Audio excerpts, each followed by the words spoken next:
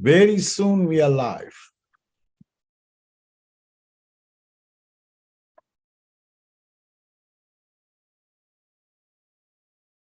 That's it. That's it. We are live now. We are going live. We don't need 10, 9, 8. Straight into it. So welcome to all the listeners and non-listeners who are listening today, because today we are bringing you a topic which is amazing. But first of all, it's a topic on a day, which is a Valentine's Day. So wishing everyone who are listening or non-listening a very happy Valentine's Day. And Valentine means what? Is friendship, and not just relationship. Is friendship is the most powerful relationship, but you create relationship with these Valentines. But today, that's why we are bringing you a topic which is absolutely out of the box for me to do a topic on this day. But is we all are humans and we all need empowering. So we start with humans, and what humans then drawn into or broken down into gender. And then when it comes to gender, that's why we say men or women or children or youth, and all sorts of labels we give. So today it's all about everybody needs as a human empowering to themselves and empowerment. So today we are bringing a topic which is men empowerment. But guess what? It is again out of the box. We are actually going to talk from a guest speaker, which is a woman. And that's the most guest speaker that we have today is Gemma, and she's going to talk and deep dive into this topic, what it means for a woman's perspective, but not just woman's perspective, because we all have men and women in our life. That's the part and parcel of our journey as a human. So let's not get into identity or labeling, but get into a human empowerment and broken down into various empowerment. So today's topic is men empowerment, which is going to be talked by our guest speaker, Gemma. But then equally, we have got two beautiful women and two amazing kind of a perspectives from again women. I'm the only man, so excuse me, but this is my topic, men empowerment. So I get little credit out of it. But anyway, we have got our co-host Beck, who has been supporting, helping all sorts of topics that we have been doing through this emotional well-being podcast series, which is, I call it We Are All One, and it is an emotional well-being, which is freedom of free spirited. So we are able to talk about lots of things, lots of topics that matters to us. So welcome back once again as my co-host. And today I'm also joined for the last minute. I pulled Ellie, who is one of our another amazing co-hosts today, who is going to deep dive into lots of, and she has got her own experiences about empowering men. So I would like to introduce a little bit about Ellie. She is, how do I explain to you, or what do I say is, I can only say in short, she's a life coach and a speaker, but also been primarily working with teenagers. So for the past few years, and she focuses on deep self-discovery, self-acceptance, and confidence in communication. So empowerment is also related to communication, is one of the important aspects of empowerment is communicating with all sorts of gender. So welcome, Ellie, to this beautiful and accepting this last minute invitation to talk on this topic. So I'm going to go back straight into now to Beck, and then maybe I'll first to Ellie to talk about a little bit about what its empowerment, men empowerment means to her, a little intro, and then we'll go back to Beck, and then we'll just dive into the beautiful guest speaker, Gemma. Over to you, Ellie. Tell us. Yeah, just so like you said, I've been working with teenagers for the past few years. And I, being a female, I was immediately thinking, oh, it's only girls that are going to come my way to work with me. But I ended up working with boys as well. And that was really, really insightful, just to the difference in the way boys show up with their emotions and how safe they feel to express themselves. how even the ones that have good relationships with their parents still feel stuck and don't necessarily want to share how they truly feel. And just hearing all the stories about what happens at school and work and the industries they go into, you know, how they get affected, especially in the trades industry.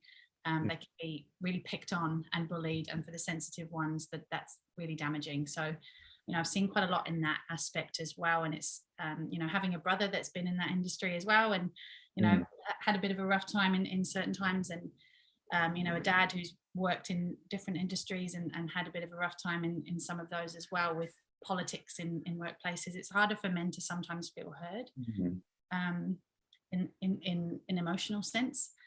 And yeah, I feel really passionate to be able to work with everyone on a human level, rather than, like you said, separating us.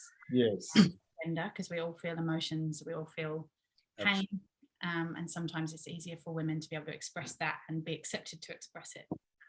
Yeah, quite definitely. Yeah, absolutely. Yeah, over to you, Beck. Thank you. Thank you for being here with us today, Ellie. I feel extremely honoured to have you co-hosting with me today. I actually come from a family of all girls, so to be here and to be discussing the topic of men empowerment it is really important to me, because I think, you know, like, we do share a lot of women empowerment, but men empowerment is also equal, and I think we need to lift that conversation and raise that conversation a little bit more to, you know, bring that into the awareness of the communities and whatnot. So I'm extremely honoured to have you on our podcast today. So thank you for being here. And I just wanted to go over to Jem straight away. And as we dive into our topic of men empowerment, today we're going to be speaking with Jem. So welcome back, Jem. Super excited to be here again with you and to be chatting today. So I guess men empowerment. Can we touch a little bit before we dive into it, what you are going to be speaking into today? Sure. Thank you to the three of you for having me here. I'm quite excited to have a chat amongst us all, really, about this really important topic of men's empowerment. My background, like, I'm not a psychologist, I'm not a men's empowerment coach or anything like that. I have studied life coaching and NLP. But my main research, I guess, is through the experiences with my brother, my father, and just male friends and guys that I've dated over the years. Just seeing a huge gap in helping to empower our men. So I'm wanting to get this topic out there. I want people to start talking about it. It's a sad reality in New Zealand that we have such a high male suicide rate. You know, my daughter at the age of 13 had a friend commit suicide. I'm sorry if some of this stuff might be triggering for our listeners, but, you know, we do need to be talking about it, because the suicide rates aren't declining. In fact, they're getting a little bit worse, particularly for Māori men and in small towns. So that's partly why I want to be here talking about this topic. And it's such a huge topic too. I just hope that I give it justice. From a more personal level, though, I would also like to see more kings and more empowered men out there, because when you're an empowered woman, it's very hard trying to find an empowered man as well. And yeah, I would like to see a bit more of equality for men being able to speak up about their feelings, like you touched on, Ellie, and that being okay, because, yeah, at the moment it's still being shot down. So yeah, that's pretty much why I'm here talking about it. I actually wanted to pose some questions to our audience, if I may. Great. So, you know, talking about men, you know, they need to be talking about their feelings, they need to be talking about their emotions more. But how are they supposed to do that when society is telling them that they shouldn't feel anything but anger, or be stoic to any other feelings that might come up in them? Men, you know, well, most of us, but particularly men, run on autopilot half the time, because, you know, they've got jobs to get done, they've got stuff to do. And if they stop to process how they're feeling, then they might not actually be able to get back up and carry on. Most importantly, they've not been taught how to identify what it is they're actually feeling, let alone be able to put them into words and express those feelings. And often when they start talking about their feelings, they're kind of shut down, like their feelings aren't really taken seriously. I know, for example, as a woman in a relationship, like earlier on, if how are you feeling, or, wanting to understand what you're talking about or how you're feeling and where that's coming from. And if they're not communicating it right, or if they're not saying the words that you want to hear, they run that risk of upsetting people around them. So they just, they've just learned to just shut down and just not talk because, it's safer. Yeah. And I'll continue on if you want. I can talk for ages about this subject, but a little bit about me too, like full disclosure. I used to be, I guess, a bit of a man hater when I was a lot younger, in my early 20s. I actually thought, and right now it makes me feel like I'm like stupid for even thinking this, but that's the reality of my experience with men at that time, was that I didn't think men actually had feelings. And it wasn't until I saw my dad cry that, I realized that they did. So for me, men having, obviously we talk about women's emotions and women's feelings, but that was never a reality for me. And moving out of my I hate men stage, that was when I was playing the victim all the time and I wasn't doing my own sort of inner work.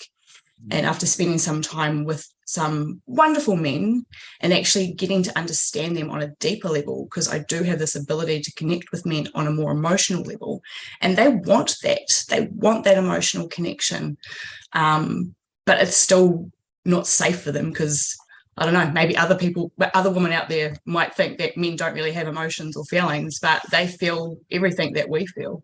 And I just have this huge empathy for how hard it is for men in today's society. Like, I want to empower our women so that they can empower our men, but let's also give men the tools so that they can empower themselves as well. And so it's an important topic, and I hope that we can do it a bit of justice today.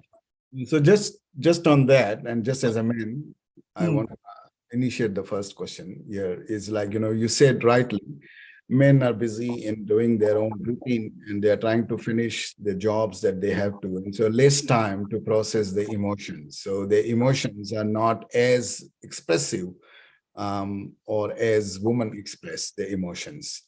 It is not easy for men. That's what I could get from that conversation, because they're quite busy in their own world of getting things done or making things happen.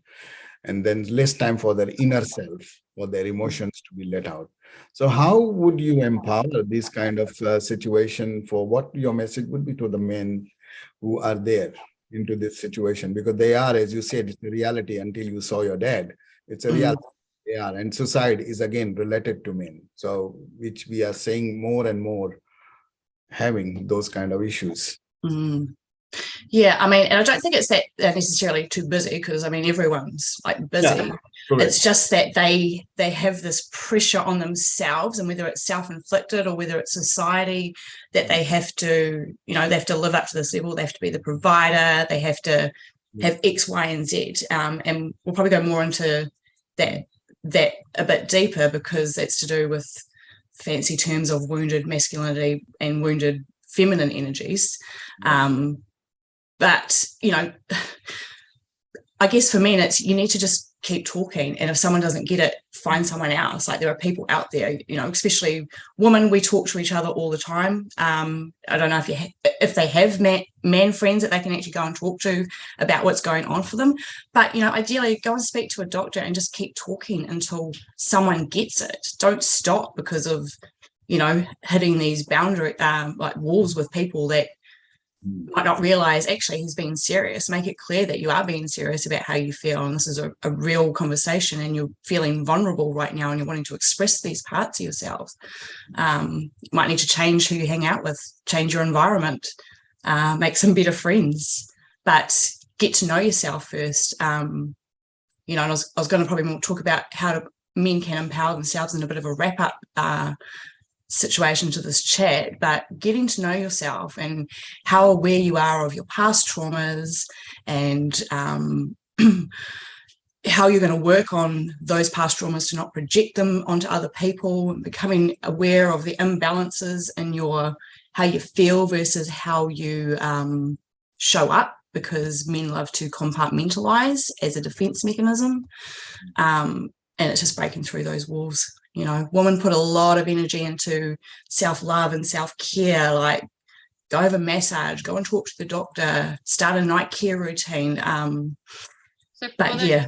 Jem, just sorry to jump in, but for those men that are maybe struggling to, find that empowerment, where would you suggest to start, in building that self-empowerment for themselves? And what is self-empowerment? I know that women, we have these empowerment, there is so many avenues for us to reach out to, and that is still available for men there as well. But I think, from your point of view, how can men increase their own, or start their journey of their self-empowerment, and what is self-empowerment for men? I actually asked my cousin this question, because where I grew up, it was a very small town, very rife with toxic masculinity. Expressing your emotions was definitely a no-no, and if you reacted, you're too sensitive and blah, blah, blah, all the rest. So I asked him how because he's quite vulnerable and open and can express exactly what he's feeling, and it's like not a big thing. And his simple answer was that it just seemed healthier than trying to cope on his own. And it is healthier, to talk about these things. So sorry, I've got a little bug flying around me. It's distracting me.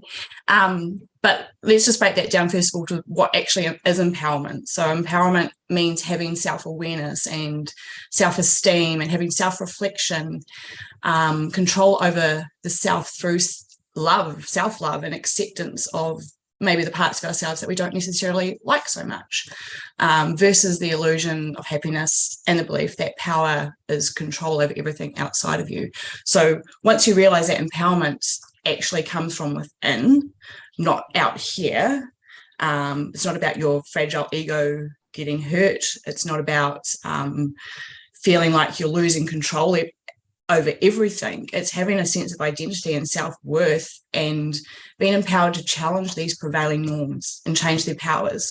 So when I say before about men needing to speak up and keep going until they're heard and expressing how serious this is for you, that's part of challenging those norms, right? That's the first step. And you have to want to. This is a lot of hard inner work, and a lot of, it's going to make a lot of men, and especially Kiwi men, I feel like I'm safe saying that, but, to go real deep into oneself instead of just, she's all right, have a beer, that type of mentality, that's going to be a huge shift in thought. So you're going to have to want to actually do that for yourself and actually accept parts of yourself that you've been taught by society to reject. I have a question, if I can. This literally just came to me. I didn't prepare this one, but what could you say to women that may fall into the fixer or enabler role? Like, how can women not be that? Because it's unnatural. I know we've all been there, right? Like, how do we not fall into that role when we are natural nurturers and natural guides for men when they're feeling emotional? Like, what can we do to help empower them without being the person that is empowering them? They're still doing it themselves. How can we guide them to that rather than fall into fixing? That is a great question, because women want to fix men. They want to fix everyone, whatever, but especially men they seem to hone in on, and it's really not our jobs. It's not our jobs. If you're in a relationship with a man and you want to change him and fix him, then maybe you shouldn't be in that relationship. But if we're just talking, like, for example, my brother, we just have open communications. I don't tell him how to be. He just is, and I accept that of him, and he's done his own thing. So, but I've stood there, supported him, communicated with him, reflected back on some of my disempowering treatment of him, because we all need to do the work. We can't, this topic is just about men's empowerment, but we all need empowerment.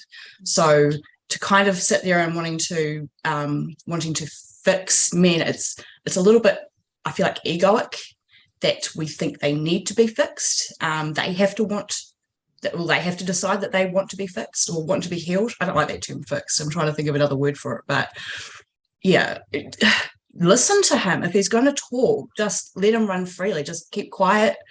Let him get all the words out, because it might be a struggle. Like I said before, men aren't really taught not only how to express their emotions, but what it is they're necessarily feeling half the time.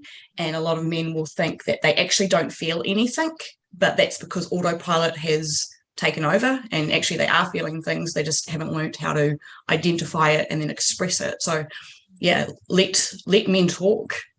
As you know, they might stumble over the words, they might not say the right thing, but let them get something out, because if they start stepping out into that bit of vulnerability and they get shot down, or it becomes, he's like, oh, what do you mean, or whatever, you start dissecting it, then they're going to just retreat back into it. So if they start talking,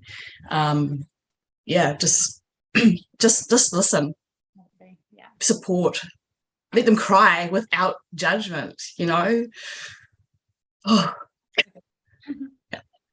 I think, it's been such a, it's now the norm. Like we've been living this way for so long that the male is, as you said, the provider, the stoic, the one that holds the family together and holds the group of mates together. The male is 99% of the time the one that, has to be the strong one. And I think, as a female, it's nice to have that strong male masculine energy present, but it is also nice to have the walls come down and to have that male vulnerable and, available and willing to lean in and open, unpack what's deeper within. So I think, this is really important that we are, bringing it up and also giving our listeners the tools that maybe they might, something might just trigger and they may want to go and unpack their own, energies and vulnerabilities a little deeper. Yeah, and it's that unpacking, like, because men, when a relationship breaks up, for example, I keep referring back to relationships because a lot of this is my experience and it comes from, but when a relationship ends, a woman has already fought and she's done all emotional work and she's let all that out as that process is happening. But men will compartmentalize what's happening, because that's that defense mechanism where your thoughts and feelings don't often, they don't line up. So it's easier to just put them in a box. It's a psychological defense. But what it is, it's avoiding emotions that are making them feel uncomfortable.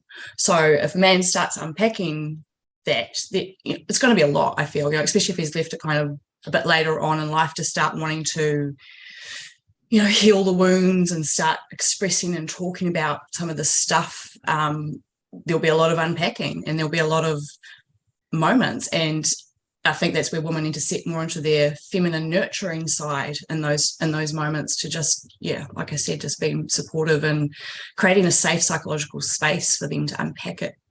Not that you need to be their counselor or anything like that, because you are just listening. At the end of the day, you're just listening. You don't need to do anything but let them be heard. And I'm sure Ellie's got a lot of experience in this, but it does come back to relationships, it doesn't need to be an intimate relationship. Growing up, we have relationships with our siblings, with our parents, with our grandparents, and, males, the relationships need to be nurtured a lot more. But I think because females, it's just so natural to fall into those roles of the nurturer and of the communicator and the one that I guess does the gathering and puts everybody together to keep everyone close, but it's really important for when we are young and relationships at school and relationships with friends. It doesn't necessarily need to be in an intimate relationship with a partner. I think if we're able to start unpacking and having the conversations with the safe groups, with our friends, and be open to that feedback. The pressure is taken. I feel personally that there's not so much pressure to, impress or to be a certain way for your friends than it is to be, to want to be accepted with your family and with, a partner. Would you sort of agree, Ellie?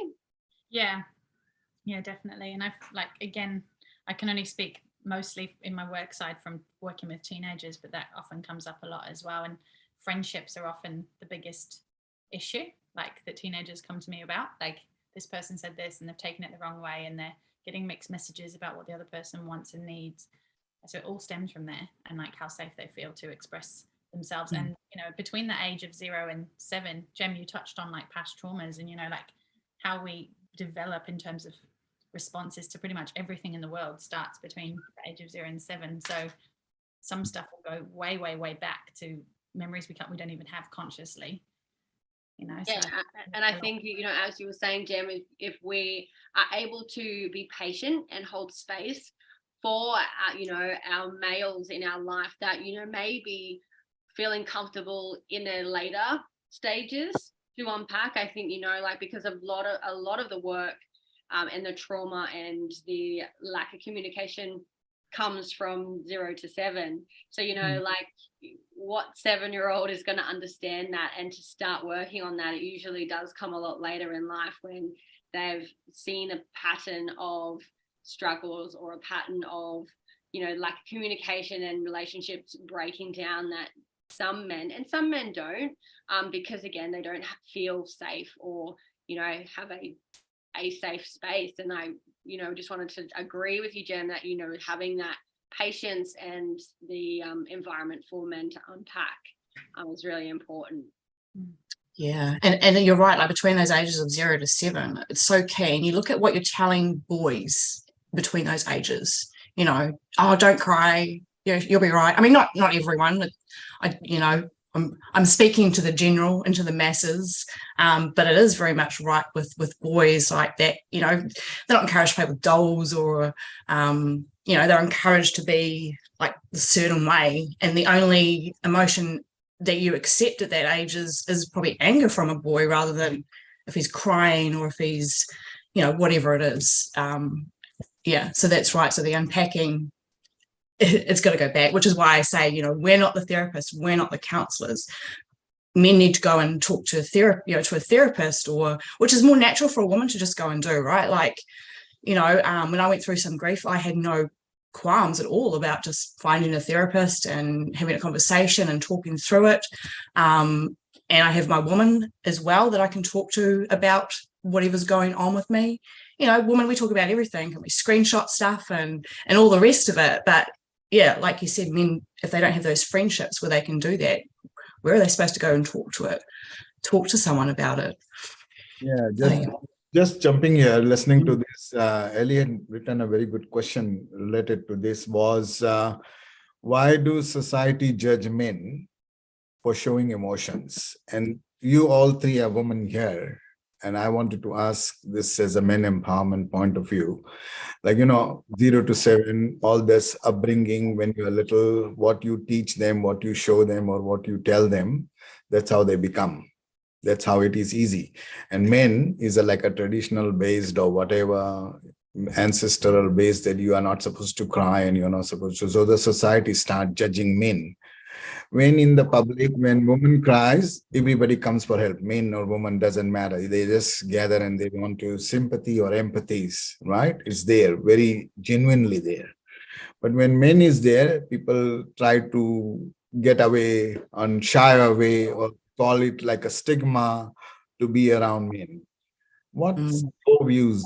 All three women are here because you are the one who are the nurturers. Men or woman, doesn't matter. You are the nurturers. I think that starts with society has a lack of time. And when if we see a lot of the time, even if if you're not that close to a female and they're struggling emotionally or mentally, yes, you know, there is a majority of people that will stop for females, but it's still, you know, it's not, there's still a thought there, like, do I have the time, or, you know, like, how is this going to impact me? Whereas with, you know, I think it comes down to, we just don't have time. Like, we do have time, but people don't want to put time into making sure that, you know, other people are uplifting. It's changing now. I know there's been a big shift in society and in community, but, you know, there is a big energetic shift, and people are sort of more concerned about the well-being of others. But I know, you know, my parents' generation and my grandparents' generation, you know, like, there was so much that they were concerned and worried about for themselves that, you know, they really didn't have the time or, you know, emotional intellect and capacity to be able to carry anybody else's emotions rather than their own. So I think the men just, you know, fell by.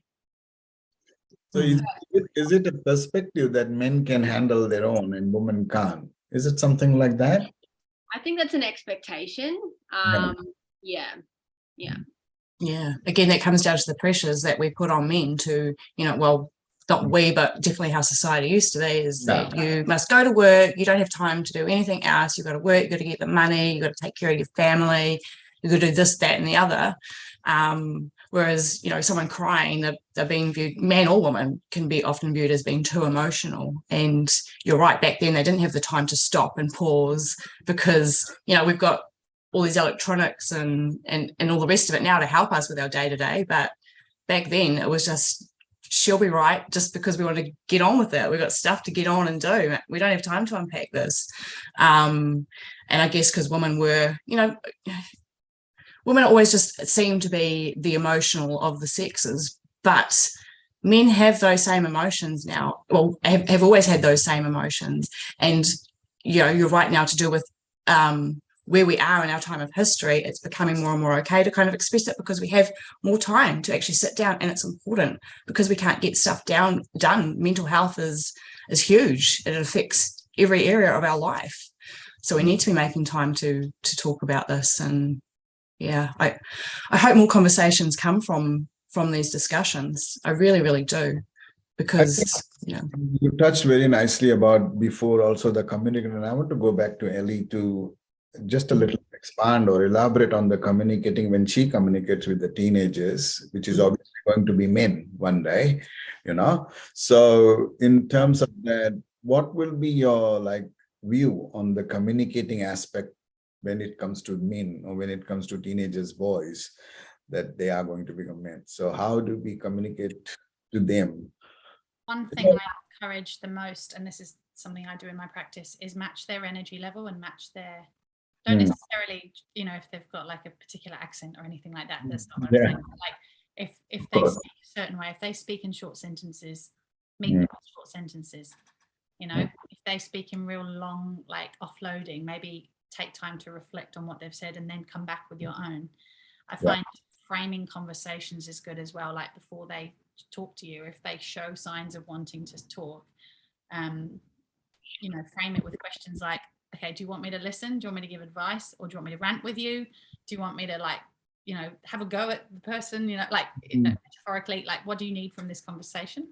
Because, and I learn this every day. Like, I always have to remind myself of this too, because I love to over explain, I love to talk, I love to try and give my perspective, but it's been a learning journey for me to like withhold that sometimes. And I've realized, especially with my brother as well, you know, I'm like, try this, blah, blah, blah, blah, blah. And then I'm like, shut up, Ellie, like, you know, so he can come to his own conclusions. So yeah, just holding that energy of like seeing them as empowered before, even if they're a mess on the floor, like, and really losing their, like, you know, just give them, like, see them as empowered, see them through your eyes. And if you need to remove yourself from the situation and then come back in, that's better than you just meeting them in that chaos and like being this sorrowful, disempowered energy yourself. Like, you need to kind of be in a place where you've kind of prepared yourself energetically to match them, so that they can only rise to the occasion rather than sink in the self-pity. Like, we want to give them space to like feel the feelings, but we don't want to let them stay there.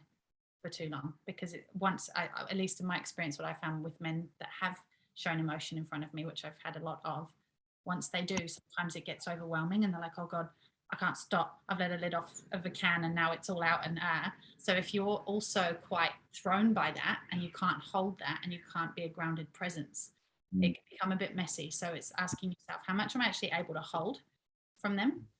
Am I in a state to be able to hold that? And where are my boundaries with this conversation and what can I give? Because men can often, in my experience as well, just listen. You can just ramble and they'll just take it all and then give you something back. Whereas if we're holding that space, men, especially like a 6-foot grown man with like tattoos and muscles, you know, like it could be quite a shock to hear them really break down. So just asking yourself those questions, like, where am I at with this as well? So what do you think, Jim, an empowered man would look like in a relationship, according to your view?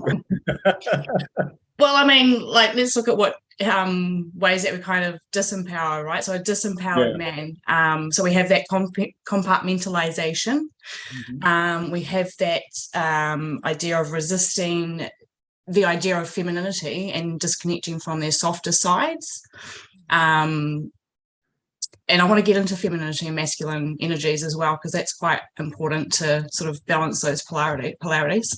You know, we shut down men's feelings, we victimize, but we can also encourage victimization as well.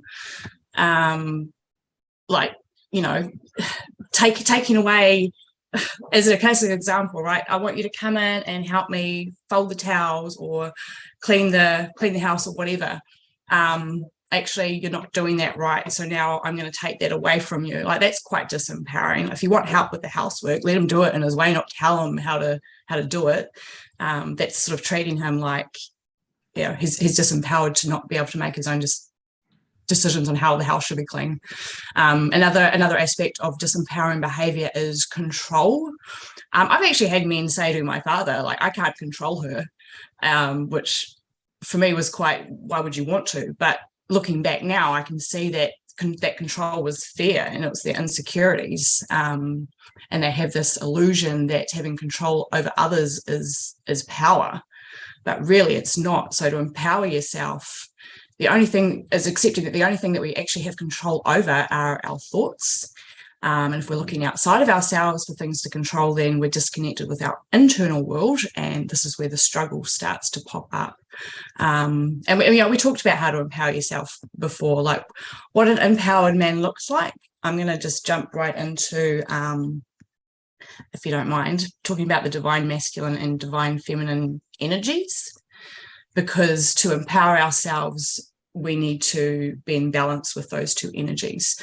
The other aspect of divine masculine and divine feminine is wounded masculine and wounded feminine.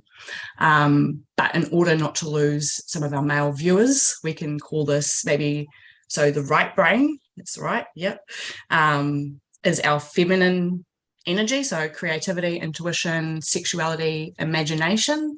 And then on the left brain is our masculine energy, which is more logical, analytical, and orderly.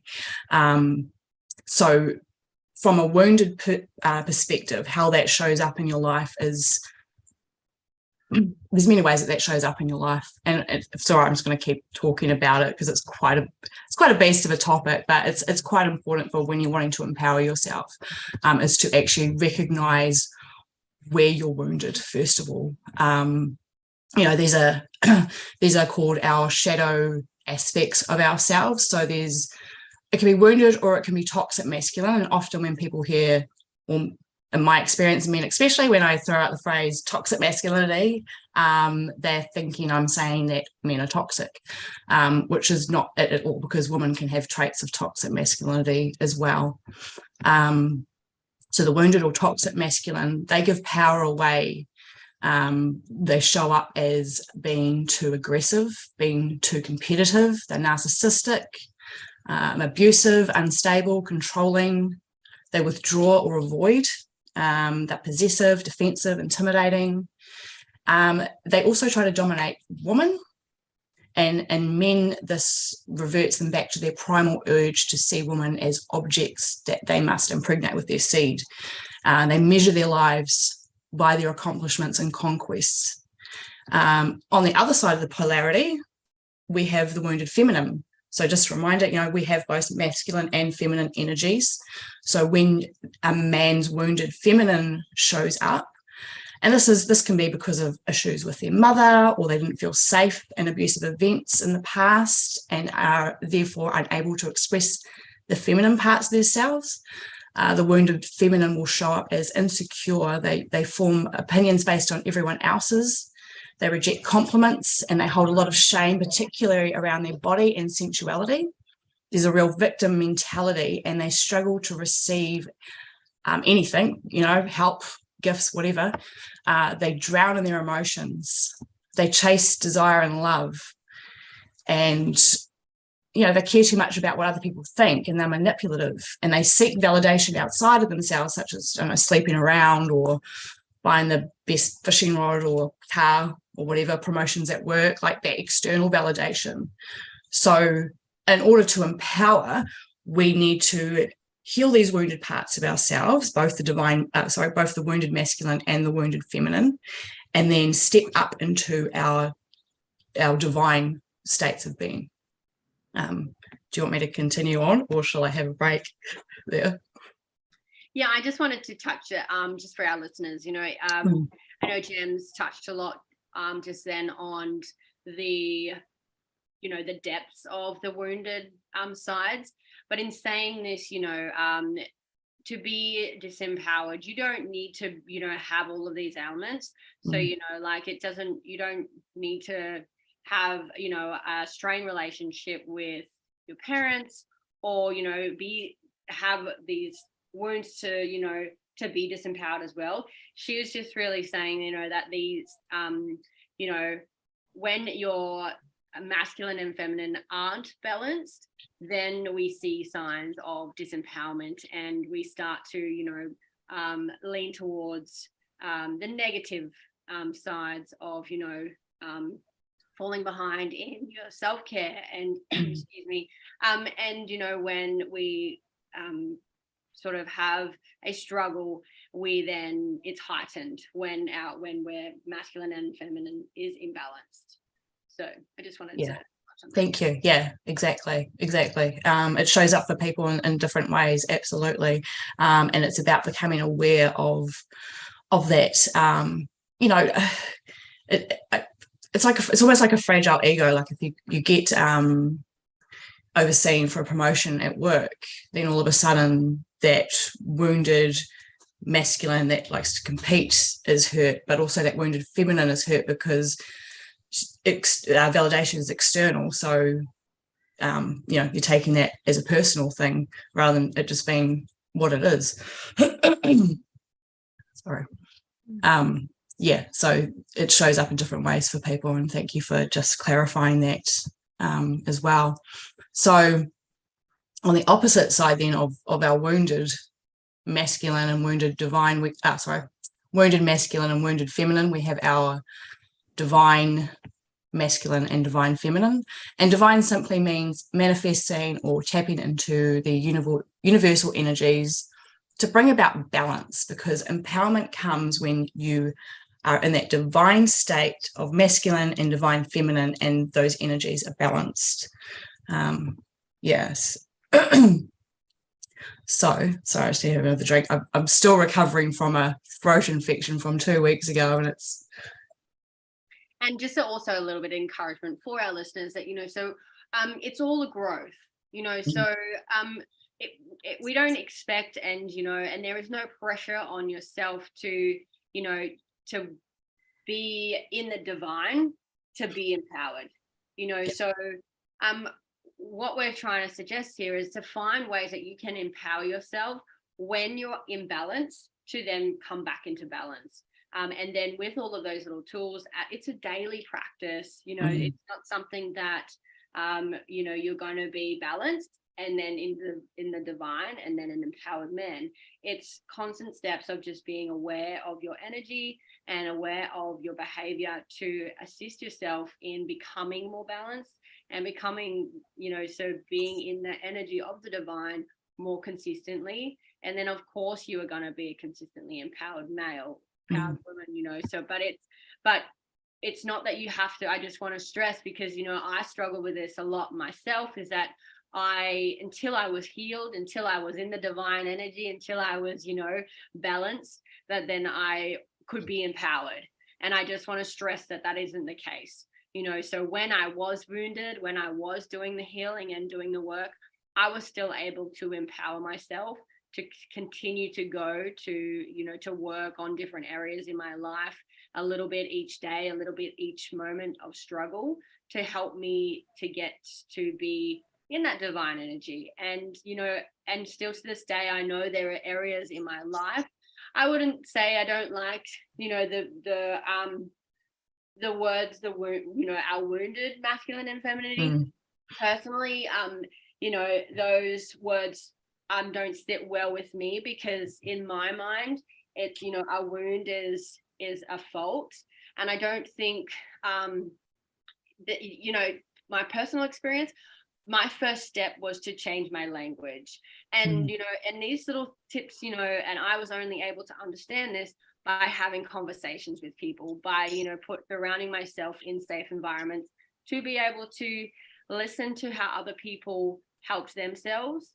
You know, I don't learn well by reading a lot of text and books. Like, I learn on surrounding myself with life experiences and other people's personal experiences, to then maybe, you know, it's all trial and error, to apply the lessons to my own life to see if they've worked. And the big one for me was language. And it was, you know, just those daily practices of changing my view on being imbalanced to being equipped with tools. Because, you know, during, you know, certain stages of my life, I've been very imbalanced. But instead of using, and personally for me, you know, disempowering words of you're not healed, or, you know, like you have been through a traumatizing experience, that you're not good enough, I really had to change my language to look at myself in a way that, you know, my situation and lesson was another tool to put in my tool bag to be able to handle that next situation better. And I think, you know, it's just our point of view. And as Jem's saying, it's just another point of view and another conversation starter for us all to really bring this topic up, so it's not so taboo with you know, amongst our men, and amongst, you know, the masculine energy in our community, and within ourselves as well. Like, you know, as you said, that we all have the masculine in us.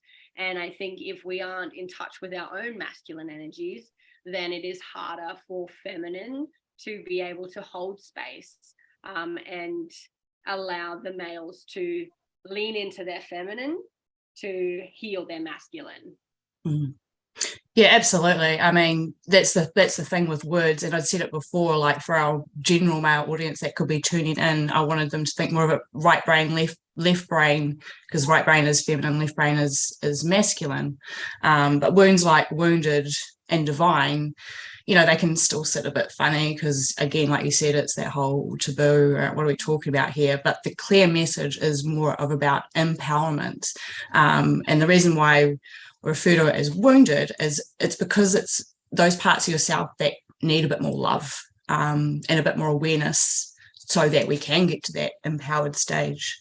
So people don't get hung up on the words and the terminology. Call it whatever you want. At the end of the day, just be aware of it and do the work. Like, that's where the power lives, inside you. But thank you for clarifying that, Bex. Oh, I think, you know, it's just like, as you said, that, you know, the men are so protected, and as soon as they acknowledge that they absolutely may be like a little bit lesser because they have a wound, and, you know, like a lot of, you know, I know a lot of men that have physical injuries and physical wounds, and then they allow that physical wound to impact their mental balances, you know. So I think I think if we can encourage the men to think about your language and about how certain words give that meaning within you, and the energy of those words, because every word has an energy and has vibration behind it. Yeah. And we all receive them differently because we are all individual people. And I think that if you allow yourself to trial and error and to work on it and do the work, as you said, then I think there's a lot of hope for us. Yeah, absolutely.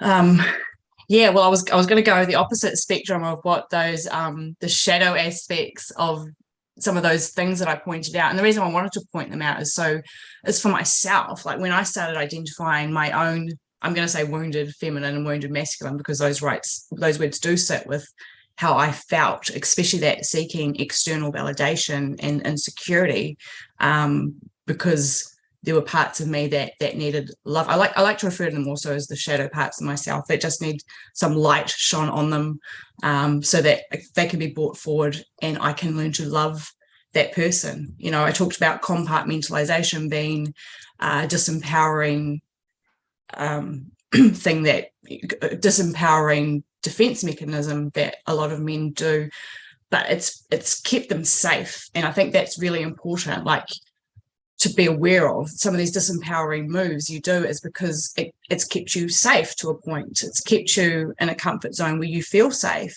And you can watch this podcast or vodcast and take nothing away from it and just continue on with how things are going, and that's fine. However, if you do want more, you have to start stepping outside of those comfort zones.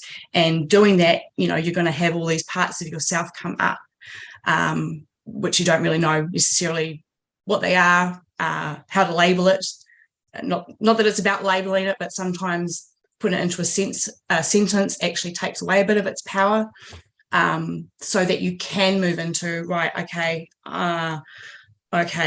my insecurities are off the charts, and I need to go figure out and get deep into where that comes from and why that needs to be healed.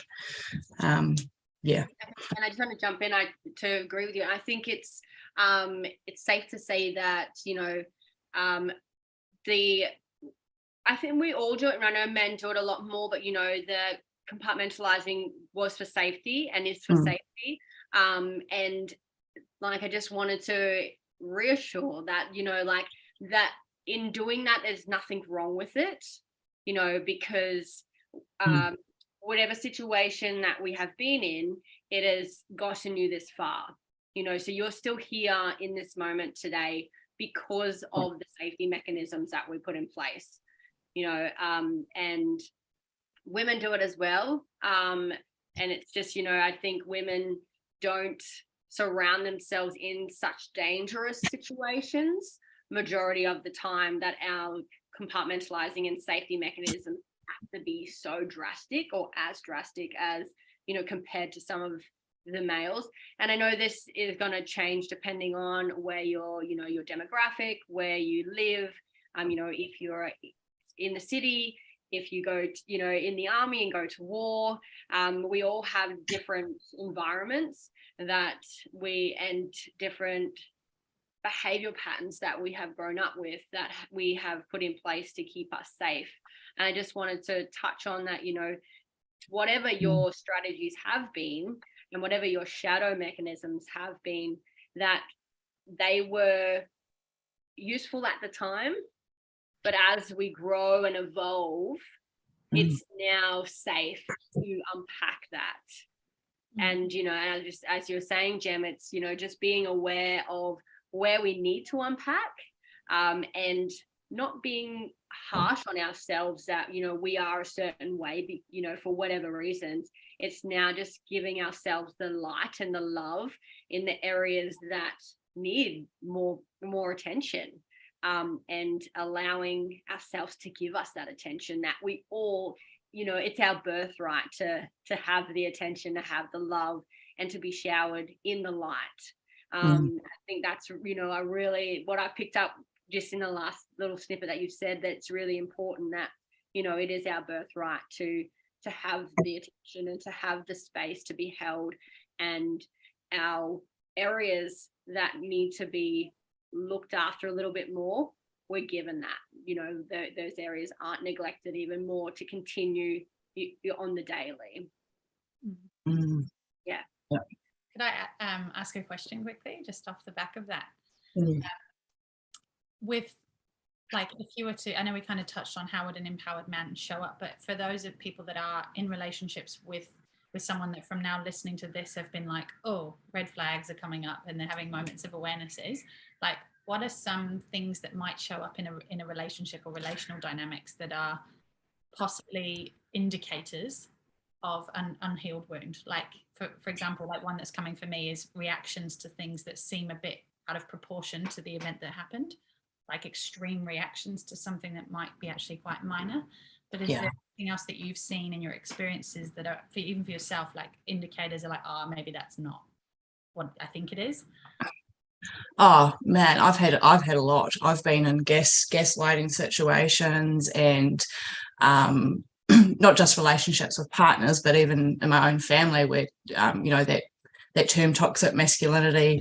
I'm questioning all my words now, Bex. It's good you got me on alert. But you know, that's you know, small town, so grew up surrounded in toxic masculinity. And you know, if as a child, I know you asked about relationships, but you know, this is one of them. Like with my parent, it was if you cried, where was the sore? Like, where was the physical sore? So there was that. But I've had a lot of, like, men like to kind of, I guess, dominate me because I don't know, for whatever reason. I guess, like I said earlier about talking about one of my exes that said to my dad that I can't control her. So they like to dominate me, and that can be through, you know, just keeping me down, just like little comments to undermine certain achievements or whatever that I had done, trying to out banter me because I'm quite quick and witty and can come up with a bant quite easily. So they, you know, that's like a competition for them. And early on, I know straight away, like just through their actions, you know, people get caught up in the words and what they're hearing and what they're being told, but it's really about their actions and if they follow through with things that they're going to do. That, yeah, if they don't, then for me straight away, I know that they're disempowered because they're only as good as their word, and if the word's not matching up to their actions, then I'm being manipulated. So it's time to go. Yeah, those are my big red flags. So how could you, or what would you suggest for our listeners that were maybe feeling that, oh yes, like thinking just, you know, what would you suggest for our listeners if they were having those aha moments that this may be a red flag, when they were in a relationship? So what would you suggest for them to put in place, or to how to navigate the situation? I mean, don't gaslight yourself, right? Because that's what we tend to do. We're like, oh no, you know, we second guess ourselves. But if we recognize something or a behavior that doesn't quite sit right in us, don't talk yourself out of that. And I guess it depends on different circumstances, because in relationships in particular, there are so many different extremes. You could send them this podcast and see how they react to it as a one. However, if they're so stuck in that not wanting to evolve and not wanting to heal, there's not a lot you can do at all. And I've left three big relationships because I wanted to evolve, but they didn't. So that was just time for me to, you know, cut ties. And it wasn't easy, but as part of me being empowered, I wasn't going to sit around and continue to be disempowered because someone else couldn't recognize that actually they had things that they needed to work through, and I couldn't be there anymore supporting them as much as I'd wanted to. It was damaging to me. So yeah, it's not our job to heal. Like, at the end of the day, like if you're in a situation, in a relationship where you're unhappy, or where you're recognizing some of this disempowering behaviors, then you've got a choice. You can either talk to them about it, which, you know, is always a good start. And then I guess seeing how they respond to it. However, if you've tried already and you're just stuck going around in circles, then they're probably not going to evolve with you there, like in their ear, providing comfort, encouraging victimization and Yeah, and I think a big thing is showing your own self-empowerment as well to you know, like lead by example. As you touched on earlier, Ali, like, you know, just checking in to decide to see if you're going to match their energy or match their behavior to, you know, whether or not you want to be at their level or continue to be leading by example and just not match that negative energy, I guess. Exactly. Don't bring yourself down to fit into where they might be, because where they are, that's fine. And if it doesn't work for you, then, I mean, we've always got choices.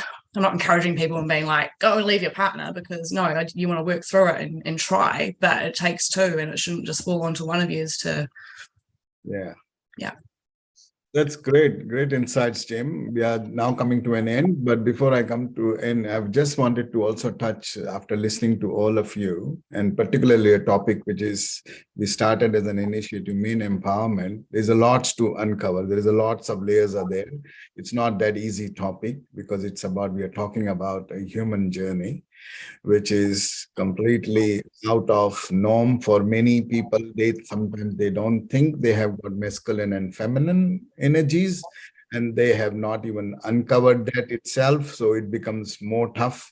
So all the listeners today, this is just our initiation today to bring this topic on a day which everybody we wants to empower as a human. So I want to go and end this, but before I do this, I want some little messages with all three beautiful women over here talking about men empowerment. I'm the only one, so I need to understand something from you each individually. So Ellie, I would like to talk and touch a little bit about the message that you want to give to all our listeners, what men empowerment really means in your point of view. And then we can go to Rick and Jim, and how they can really easily, with simple things and simple mindset, they can, you know, empower themselves. Call it like that. What a question. How do you summarize that? I think for me, to nutshell, it would be start to take away, and I mean, this is kind of bordering on gender stuff, but I think just start to see people as a human first and foremost. Yeah. Like, I do that with teenagers and parents as well. I'm like, don't see them as your child, see them as your equal. Because the minute there's a hierarchy in anything, we start to be like, I mean, obviously there's room for authority in certain situations, but overall, if you start to be this, I'm this, and you're that, therefore, you're already disempowering the other person. So if we look at men as, oh, well, they're men, so maybe they've got all these stories that they can't cry, automatically we're projecting all of those stories onto them, and maybe that's holding us back from holding space. So my encouragement would be see men's empowerment as human empowerment. And then they can start to see how they identify as well. And I'm not saying they might swap genders, but they might start to see how they identify as a human as well, like what they actually like, what they don't like, who they really are in the world. Absolutely. That's good. Yeah, human empowerment is the first and foremost. I think the mindset needs to be changed. That's a good thing. What do you think, Beck? Yeah, definitely. I think there's a lot of little gold nuggets for me today. I think the big thing for me to encourage men's empowerment is to, like, and after this conversation with, you know, the many things that we touched on, is to remember my own self-empowerment, to be able to be in a space where I can encourage and hold space. I know there has been times where I haven't been so empowered myself, yet I've expected somebody else to be empowered. And like that's what this conversation has brought up for me, is that I also need to be accountable for my own mental health and my own empowerment, to then be able to encourage and hold space for men. And, you know, like, I know I've got a lot of women in my life that hold space for me, and men as well, but I need to be able to return that. And if I am wanting to encourage men to be empowered, then I need to be empowered, you know, myself. So yeah, I think that was a really big point for me today, is that, you know, my expectations of others I need to upkeep them of myself as well to return. Yes. Yeah, no, that's great. I want to just summarize here to all the listeners that, Jim, you have been an absolutely delight to and insights that you have given us, because you have touched on so many things, starting from the nurturing as a woman and talking about men empowerment, because woman is the main and sole purpose at the start or the origin of nurturing men or women. So they are the nurturers. And then you touched on all sorts of inner and also dynamics of masculine and feminine and all sorts of things, which you had all your experiences.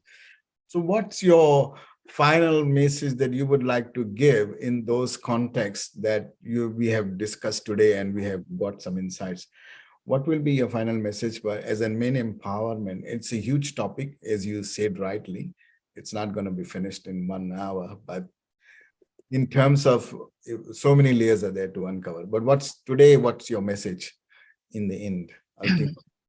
Yeah, it is a huge topic, and I hope we can explore it more and talk to more people about it. My last message, I want to go back to the fact of, male suicide and those rates. Right. Asking men if they're okay. Our government is under-resourced. We can't rely on the mental health system in this country at all. And we need to, as a society, need to start stepping up and being there for our men. I'm getting all choked up from it because that's how passionate I really am about it. It's just not okay anymore. So yeah, guys, empower yourself, like Beck said, so that you can be there and help people be empowered, especially our men. So I hope any men watching got something out of this. Yeah, I know I sure did as well. It was great topic to talk about. So thank you. Thank you so much. So as you can see, listeners, that it's a great topic, which is also going to resolve lots of things by doing and taking initiatives on your own, so that you don't fall into those suicidal trap or the victim trap where it's easy when you are not empowered. And men needs empowerment, as has been mentioned many times in this conversation. So all the listeners who are listening, please write to us what you feel, what you want to understand. If you are struggling, or if you have some questions that really are not able to uncover yourself or understand, then we are all here, as Jim said, that we all have to come together, all the society as a community, which is empowering. And then to the final end, like as Ellie said as well, it's a human is the first, that when she coaches, she doesn't look at as an identity of gender, but she looks at more as a human perspective. So definitely lots of insights that we have taken and different perspectives, which really empower us anyway. That's the main goal today. So I end up here and I go to Beck. You can just make the final word and just finish it up. That's all I would say, because I'm excited to meet again, you all. Before I do wrap us up, I just want to touch on if any of our listeners have been triggered, or if this conversation has brought anything up for you today. Please know that you're not alone. There are many services out there that are available to you. I know I am in Australia, but in New Zealand and other countries, wherever you may be listening and sort of zooming in with us today, there are many services available to you. And if you don't feel comfortable to reach out to one of the services, please find a friend, or you can find us online. The four of us are available if you're struggling and are just feeling like you're needing to reach out to somebody that may not be super close to you. So on that, thank you so much, Jem, for being here with us and bringing this topic to a light, and to just to talk into all of the different levels and angles on men empowerment. And a big thank you, Ellie, for being here and bringing all of your questions and your knowledge to the table. I really appreciate your support today, and thank you, Shalish. Yeah, so all the listeners, this is Valentine's Day. Make your resolution of empowering yourself. And that's what I would say, Ingrid. And until we meet again, once again, and if you are again want to discuss, yes, we will be extending this topic because this is a huge topic. So goodbye for now, and we'll catch up again. Thank you so much once again.